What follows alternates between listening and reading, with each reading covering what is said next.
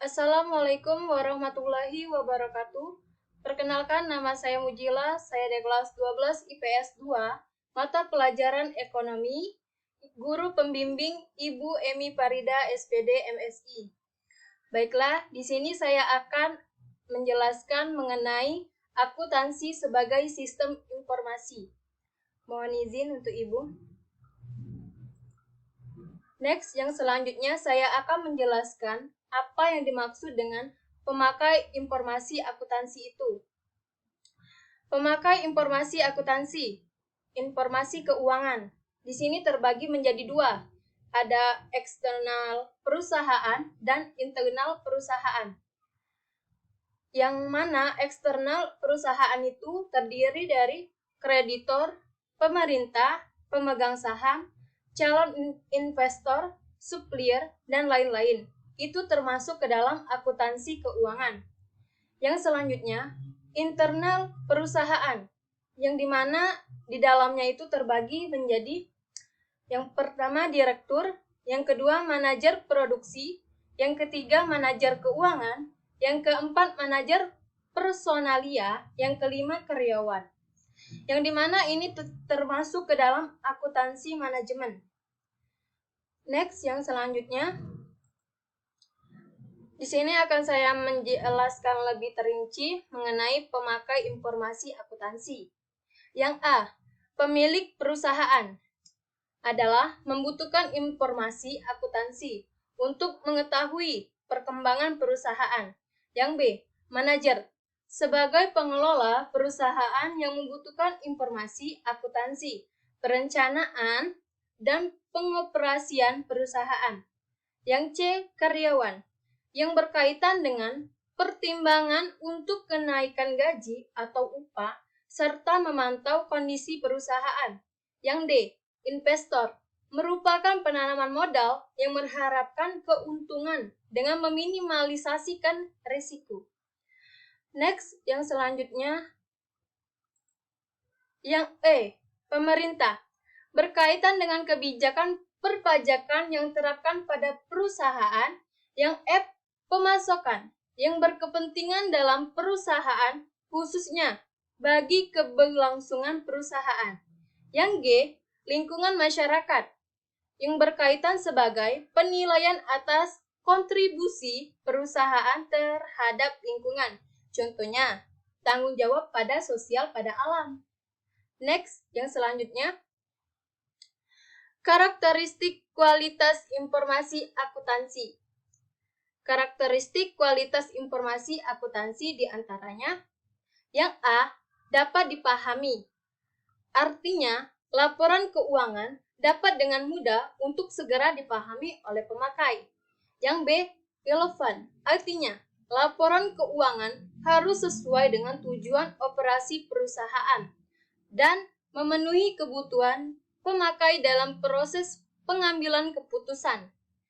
Yang C, material. Artinya suatu laporan atau fakta dipandang material kalau kelalaian untuk mencantumkan atau kesalahan dalam mencatat informasi dapat mempengaruhi keputusan ekonomi pemakai dengan analisa keadaan lain sebagai bahan pertimbangan pelengkap. Yang D, keandalan. Artinya, informasi laporan keuangan harus bebas dari pengertian menyesatkan, kesalahan material, dan dapat diandalkan pemakaiannya sebagai penyajian yang tulus dan jujur. Yang selanjutnya, penyajian jujur. Artinya, informasi akuntansi harus menggambarkan dengan jujur transaksi serta peristiwa lainnya yang seharusnya disajikan atau secara wajar dapat diharapkan untuk disajikan. Yang selanjutnya, substansi. Menguji bentuk, artinya jika informasi dimaksudkan untuk menyajikan dengan jujur, maka transaksi perlu dicatat dan disajikan sesuai dengan substansi dan realitas ekonomi, dan bukan hanya untuk hukumnya.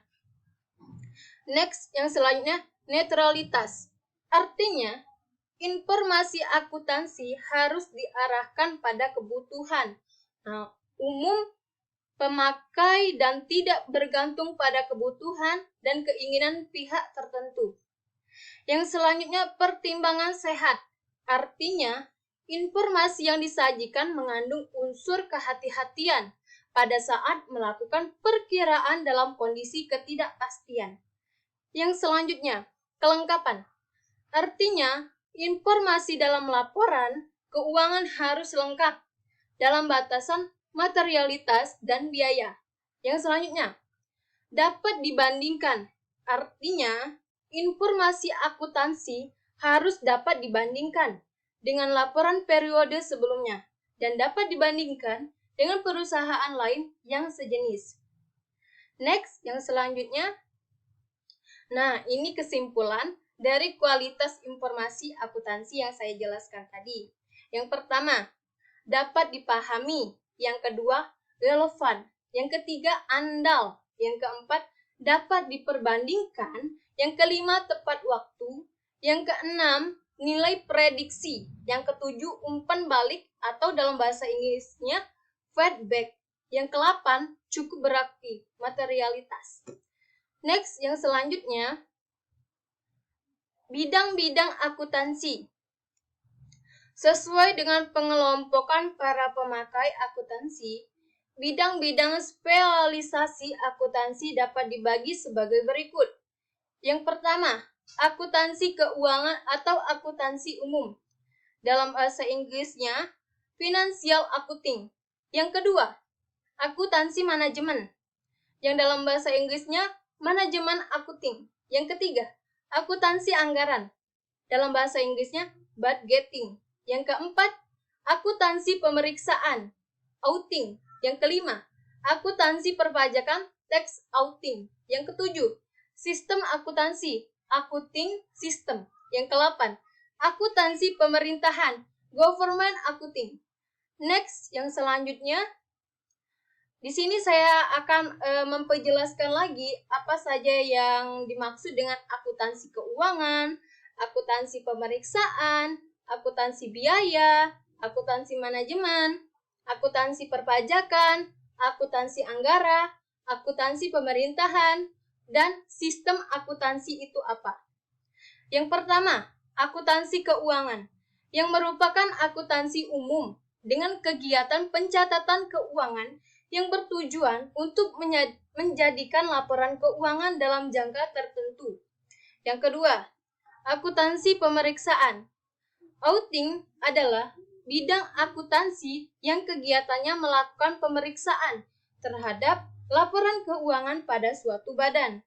Yang ketiga, akuntansi biaya adalah bidang akuntansi yang kegiatannya melakukan pencatatan, penghitungan, dan analisis data pada biaya yang dikeluarkan.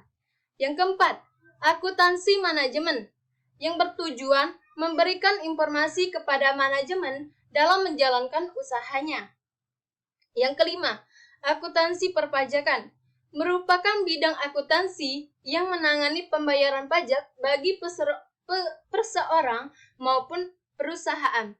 Yang keenam, akuntansi anggaran yang merupakan sebuah rancangan keuangan yang terstruktur untuk kegiatan ekonomi perusahaan dalam kurun waktu tertentu. Yang ketujuh, akuntansi pemerintahan. Bidang akuntansi keuangan yang diterapkan di lembaga pemerintahan.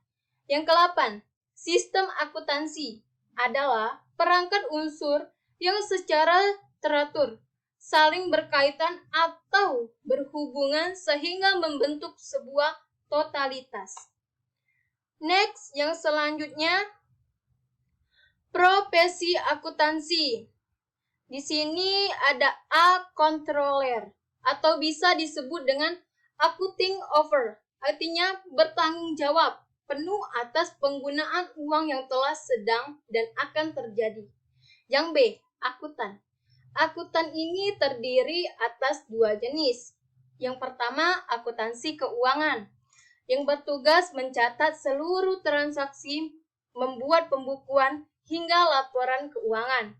Yang kedua, akuntansi manajemen, yang bertugas mengolah laporan keuangan menjadi informasi yang siap digunakan.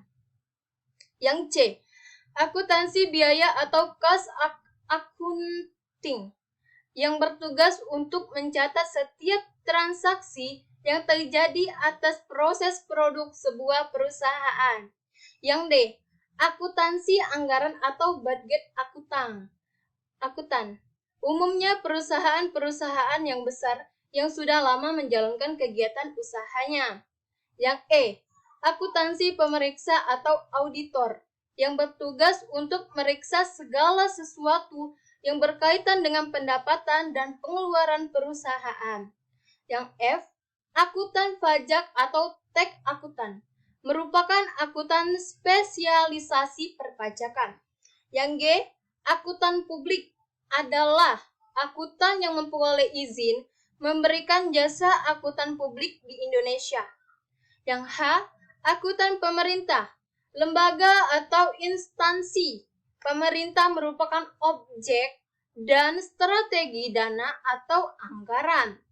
Yang I, akuntan pendidikan, ini biasanya berada di lembaga pendidikan atau universitas. Contohnya seperti dosen, guru, dan sebagainya.